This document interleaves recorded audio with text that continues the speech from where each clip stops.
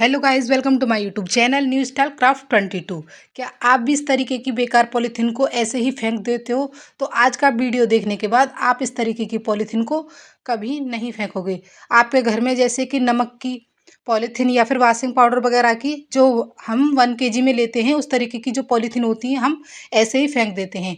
तो देखिए, आज हम इसका ही रीयूज़ करेंगे। सबसे पहले कपड़े का एक पीस लेना है। इसकी लंबाई 10 इंच है और चौड़ाई 9 इंच है। और उसके बाद देखिए, जो भी पॉलीथीन है आपके पास उसका हमें एक पीस लेना है, वॉशिंग पाउडर की या नमक वगैरह की। बीच में रखना, नीचे लाइनिंग लेकर इसके चारों ओर और बीच में सिलाई लगाकर इस तरीके का पीस रेडी कर लेना है। हमने ये पीस रेडी कर लिया है। अब देखिए, अब यहाँ पर हमने 2 सिंपल पट्टियाँ ली हैं। इनकी चौड़ाई लगभग 1.5 इंच है। अब हम इन पट्टियों को अटैच करेंगे। तो 9 इंच वाली साइड हमें पट्टियों को अंदर की साइड से रखना है। इस तरीके से सिलाई लगानी है। सिलाई लगाने के बाद इस तरीके से पलटना है और फोल्ड करना है और फिर सिलाई लगा देनी। इसी तरीके से हमें दोनों साइडों को फिनिश कर लेना है।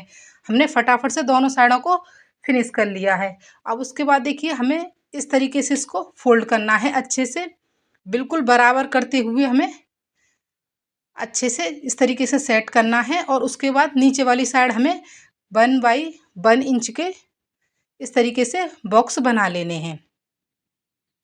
ये बॉक्स हमें दोनों कॉर्नर पर बना लेने हैं। तो देखिए, फटाफट से हमने बॉक्स बना लिए हैं। उसके बाद अब हमें इनकी कटिंग कर लेनी है। तो देखिए, कटिंग करते समय हमें सावधानी से करनी है, क्योंकि इसके अंदर पॉलीथीन लगी है। तो पॉलीथीन की वजह से ये फिसलता है। तो अच्छे से पकड़ते हुए हमें इसकी कटिंग कर लेनी है। तो फटाफट से देखिए, हमने इसकी कटिंग कर ली है। कटिंग करने के बाद ये पीस हमें कुछ इस तरीके का दिखाई देगा। अब हमें इसके साइज की जिप लेनी है। जिप को बिल्कुल सीधा इस तरीके से रखना है और सिलाई लगा देनी है। उसके बाद जिप का दूसरा वाला हिस्सा निकालना है, दूसरी साइड इस तरीके से रखना है और सिलाई लगा देनी है। जिप को हमने अटैच कर लिया है। फिनिशिंग के साथ हमारी जिप अटैच हो चुकी है। अब हमें रनर लेना है और रनर इसमें डाल देना है।